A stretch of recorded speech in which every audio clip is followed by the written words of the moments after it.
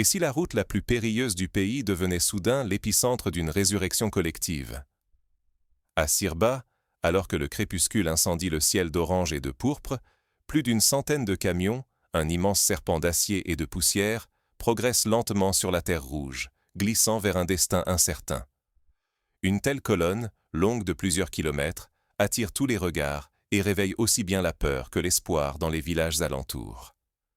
Devant eux se dresse la route Bogandé-Mani, autrefois artère vitale du commerce et des échanges, aujourd'hui synonyme de danger. Jadis, des commerçants, des instituteurs, des familles l'empruntaient chaque semaine. Aujourd'hui, elle est barrée par des mines artisanales, des embuscades, des villages vidés de leurs habitants. S'y aventurer, c'est défier le sort et la peur. Mais cette fois, le Bir 19 n'est pas là pour une mission ordinaire. Sa tâche? Reconnecter des communautés étouffées, coupées du reste du pays depuis des mois, parfois même des années. C'est un pari immense, car sur ce convoi repose la survie de dizaines de milliers de civils, la crédibilité d'un État en crise et la possibilité d'un avenir meilleur. Chaque kilomètre arraché sous la menace est une victoire sur la terreur. Les radios grésillent dans les cases, les habitants attendent, suspendus à la moindre nouvelle.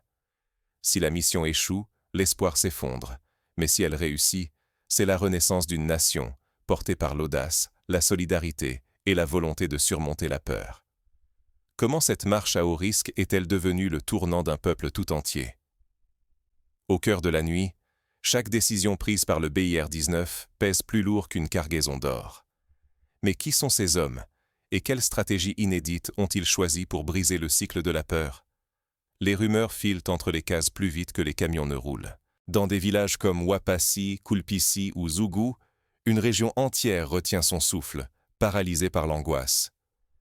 Depuis des années, le corridor est du Burkina Faso est devenu un piège à ciel ouvert. Embuscades, engins explosifs improvisés, routes coupées, chaque déplacement devient une loterie macabre. À titre d'exemple, en 2023, plus de 40 attaques ont été recensées sur ce seul axe, coûtant la vie à des dizaines de civils et de soldats. Des villages entiers, comme Mani, se retrouvent soudainement isolés, sans ravitaillement, sans médicaments, parfois sans école. Survivre devient l'horizon unique, chaque nouveau blocage rongeant un peu plus l'espoir. On se souvient d'une femme, Mariam, dont le fils malade n'a pu être soigné faute d'ambulance. Son histoire s'est répétée des centaines de fois, tissant un voile de fatalité sur la région. Face à ce chaos, l'ancienne doctrine de défense, fondée sur des postes fixes où l'on attend l'ennemi, s'effondre.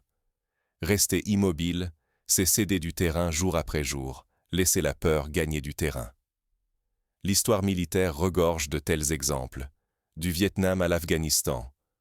Attendre derrière des murs mène rarement à la paix. Mais un homme refuse la fatalité, le capitaine Ibrahim Traoré. Il prône l'action, la mobilité, la reprise de chaque tronçon, de chaque village. Sous son commandement, il ne s'agit plus d'attendre, mais de redonner confiance aux habitants en contrôlant le territoire. Son approche s'inspire de grandes figures de la résistance, comme le général de Gaulle, qui, pendant la Seconde Guerre mondiale, refusait toute résignation.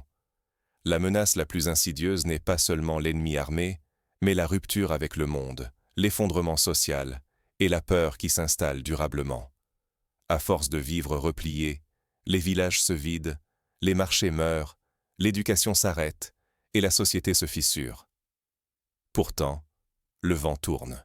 Un bataillon pas comme les autres s'apprête à ouvrir une brèche et à transformer le corridor Est. Mais comment ce bataillon va-t-il s'y prendre pour inverser la spirale de la peur? La réponse commence sur la route de Bogandé à Mani. Quand la discipline croise l'audace, chaque kilomètre arraché devient un triomphe sur la peur. Le BIR 19 n'est pas né du confort, mais du chaos. Forgé dans l'urgence, il s'est bâti pour s'adapter, réagir vite, frapper juste. Là où d'autres forces hésitent, le BIR 19 avance, s'inspirant de bataillons d'intervention rapide que l'on retrouve dans l'histoire du Tchad, du Mali, ou encore lors des missions de maintien de la paix en Sierra Leone. À l'est du Burkina Faso, ce bataillon s'est imposé par sa résilience et sa capacité à agir là où d'autres reculent encore. Au cœur de cette efficacité, le capitaine Lynx. Surnommé ainsi par ses hommes, il incarne l'écoute et la confiance. Lynx ne dirige pas de loin.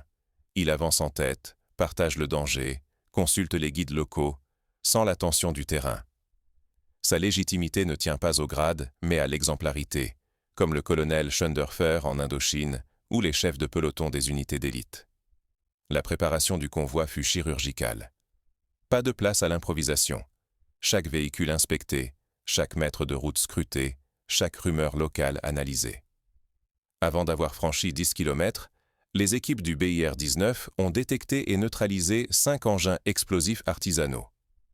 À chaque neutralisation, un souffle collectif parcourt les ondes radio et les villages connectés. La route se rouvre à la vie, l'espoir gagne un peu de terrain. Derrière cette apparente fluidité, une coordination millimétrée. Soldats, ingénieurs démineurs, mécaniciens, guides locaux, tous œuvrent comme un seul être, agissant parfois sans même échanger un mot. Les ingénieurs signalent, les soldats sécurisent, les mécaniciens réparent à la moindre alerte, les guides partagent leurs soupçons sur le moindre détail du paysage. C'est une danse silencieuse où la solidarité prime sur tout. La règle absolue est claire. Nul ne doit rester en arrière. Un camion en panne, un homme blessé, un civil pris de panique, tout le convoi s'arrête. Ici, chaque relâchement menace des vies, ébranle la confiance ou met la mission en péril. Le BIR-19 avance soudé, sachant que la moindre erreur peut tout faire basculer. À chaque instant, la tension plane. Un faux pas, et l'équilibre fragile du convoi menace de s'effondrer.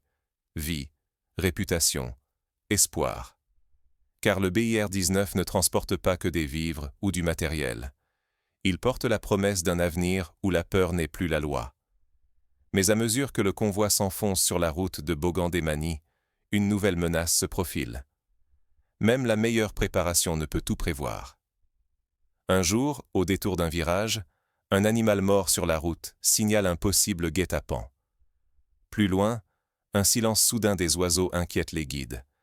Il faudra improviser, contourner, et parfois attendre la nuit pour poursuivre. Et si la véritable force d'un bataillon ne résidait pas dans la puissance de feu, mais dans son aptitude à écouter, comprendre et servir? Cette question façonne toute la doctrine de Traoré. Plutôt que d'ériger des barrières de sable ou de béton, il a fait le pari de sécuriser les routes, artères fragiles où tout se joue. Car une route protégée, ce n'est pas seulement une ligne claire sur la poussière. C'est l'espoir qui circule à nouveau, l'économie qui reprend vie, les enfants qui retrouvent le chemin de l'école, et les familles qui se réunissent après de longues années d'éloignement. L'histoire regorge d'exemples où le contrôle d'une route a transformé le destin d'un pays. La route de la soie reliait jadis la Chine à l'Europe, et lorsque Napoléon coupa l'accès à la mer aux Anglais, ce fut tout un empire qui vacilla. Sur la piste, le BIR-19 se distingue. Les soldats ne se posent pas en conquérants. Ils prennent le temps de parler aux villageois, d'écouter leurs peurs, parfois de partager un peu d'eau ou un morceau de pain. Par ces gestes simples, ils rappellent que leur mission ne se limite pas à escorter des camions, mais à réparer la confiance brisée. Peu à peu, le fossé entre l'État et la population se comble. Là où, hier encore, la vue d'un uniforme suscitait la fuite, on voit désormais de timides salutations, des sourires naissants. Lentement, la confiance renaît. Une anecdote illustre ce changement. Un instituteur, réfugié depuis 2 ans dans la brousse, ose sortir et demande aux soldats s'il peut rouvrir sa classe. Lorsque le convoi atteint enfin Mani, l'accueil est bouleversant. Des centaines de personnes débordent sur les bas-côtés. Chants, applaudissements, cris de joie. Certains saluent les soldats comme des héros. Un souffle d'espoir, dense et vibrant, parcourt la foule. Pour la première fois depuis des années, la ville respire à nouveau. Mais cet équilibre reste précaire. Si cette stratégie échoue, la peur et l'isolement reviendront, et le lien social s'effondrera. À chaque instant, tout peut basculer. Mais une question demeure. Cette paix fragile saura-t-elle résister aux prochaines menaces? Pour l'instant, chacun retient son souffle, suspendus à la route. Quand une route se change en pont, même les plus sceptiques tendent l'oreille. C'est exactement ce qu'a déclenché la percée du BIR-19 sur l'axe Bogandé-Mani. Ce succès fulgurant a fait écho bien au-delà des frontières du Burkina Faso. Au Mali, au Niger, au Togo, la doctrine du corridor se murmure désormais comme une planche de salut face à la dépendance extérieure. L'Union africaine, attentive aux soubresauts du Sahel, salue l'initiative burkinabé et l'érige en modèle d'étude. Même les organisations humanitaires, jadis prudentes, admettent l'impact vital du convoi. Soins retrouvés, écoles rallumées, marchés ranimés, et surtout, dignité rendue à des milliers de familles autrefois condamnées à l'isolement. Les doutes initiaux sur l'autonomie des forces locales cèdent la place à un respect tangible. Désormais, partout où passe le BIR-19, la vie ressurgit. Les enfants rentrent en classe, les ambulances brisent le silence, les commerçants reprennent espoir. La méthode, axée sur la mobilité et le lien direct avec la population, prouve qu'il est possible de briser la spirale de l'insécurité sans recourir constamment à une aide extérieure. Cependant, rien n'est acquis. Si la région manque ce rendez-vous, elle risque de perdre bien plus qu'une route. La réussite burkinabé pourrait demeurer une exception, sans jamais ouvrir la voie à une souveraineté régionale renouvelée. Alors, que retiendra-t-on vraiment de cette odyssée sur roue? Le succès du BIR-19 n'est pas seulement une victoire logistique. Il s'agit d'un révélateur, un test grandeur nature pour l'avenir du Sahel. La suite dépendra de ceux qui oseront transformer l'essai. Reconstruire une nation commence mètre après mètre, à condition d'oser avancer ensemble, malgré la peur et l'incertitude. Chaque route reprise au Sahel n'est pas seulement un ruban d'asphalte. Elle incarne une promesse tenue, rendre la vie possible, rouvrir les chemins de l'école, de la santé, du commerce, de l'espoir. Derrière chaque mètre libéré, il y a le courage de soldats anonymes, la confiance fragile d'un peuple et la volonté de surmonter les divisions. La mission du BIR-19 sur la route Bogandé-Mani n'a pas seulement repoussé la menace. Elle a démontré que l'avenir du Sahel repose moins sur d'immenses budgets militaires ou une aide étrangère incertaine que sur des stratégies centrées sur l'humain, portées par la proximité, la mobilité et l'autonomie locale. Un simple convoi de camions escortés est devenu le symbole d'une souveraineté retrouvée, d'une dignité restaurée. Ignorer ces leçons, ce serait risquer de voir la peur et la dépendance regagner du terrain, paralysant la liberté de milliers de vies. Mais chaque victoire sur la route, chaque pont reconstruit, chaque enfant de retour à l'école prouve qu'une autre voie existe, celle du courage collectif et de solutions ancrées dans la réalité locale. Aujourd'hui, le corridor Bogandé-Mani n'est plus une frontière invisible. C'est un trait d'union où la confiance renaît, où les communautés apprennent à se soutenir et où la résilience devient une force partagée. Pour rebâtir le Sahel, il ne suffit pas de défier la peur. Il faut la remplacer par des actes. Mètre après mètre, ces choix dessinent un futur possible. Suivre l'exemple du BIR-19, c'est préparer des routes pour la vie, pour la dignité, pour l'espoir. Mais comment transposer ce modèle ailleurs? Premièrement, il s'agit d'adapter la doctrine à chaque contexte local. Chaque région a ses propres défis. Au Niger, par exemple, le corridor Agadez-Arlit souffre d'une insécurité similaire. Inspirer la méthode du BIR-19, c'est d'abord identifier les besoins prioritaires, école, santé, eau potable, marché. Ce sont ces axes vitaux qu'il faut sécuriser, avant d'envisager des opérations plus larges. Deuxièmement, miser sur la confiance locale. Loin d'imposer des solutions venues d'ailleurs, il convient de s'appuyer sur les réseaux traditionnels, les chefs coutumiers, les comités de jeunes. Par exemple, au Mali, la réussite des patrouilles mixtes à Gao a reposé sur l'implication des leaders communautaires. Troisièmement, privilégier la mobilité. Trop souvent, les armées africaines s'embourbent dans des bases fixes, coupées de la population. L'exemple du BIR-19 montre qu'une force mobile, réactive, peut reprendre le contrôle du terrain, même face à un ennemi insaisissable. Quatrièmement, investir dans le développement local. La route n'est qu'un début. Il faut rapidement relancer l'école, rouvrir les dispensaires, soutenir les maraîchers et les commerçants. À chaque étape, associer les habitants pour qu'ils deviennent acteurs de leur propre sécurité.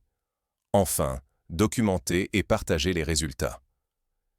La victoire sur la route Bogandé-Mani doit inspirer d'autres régions. Au Tchad, au Cameroun, des délégations militaires viennent observer le modèle burkinabé. Ce sont là des étapes concrètes, mais il faut aussi rester lucide. La sécurité n'est jamais acquise. Les menaces évoluent, les ennemis s'adaptent. Mais le vrai changement vient de la capacité à ne pas céder à la peur, à avancer ensemble, à croire qu'un autre avenir est possible. Alors, la prochaine fois que vous verrez un convoi sur une route poussiéreuse d'Afrique de l'Ouest, rappelez-vous, ce n'est pas seulement une colonne de camions. C'est une promesse en marche, une bataille pour la dignité, et parfois, la première pierre d'une nation qui renaît de ses cendres. Le Bir 19 l'a prouvé. L'histoire peut basculer, mètre après mètre, route après route. Et si, demain, chaque corridor coupé devenait un pont vers la résilience collective? C'est à nous tous d'écrire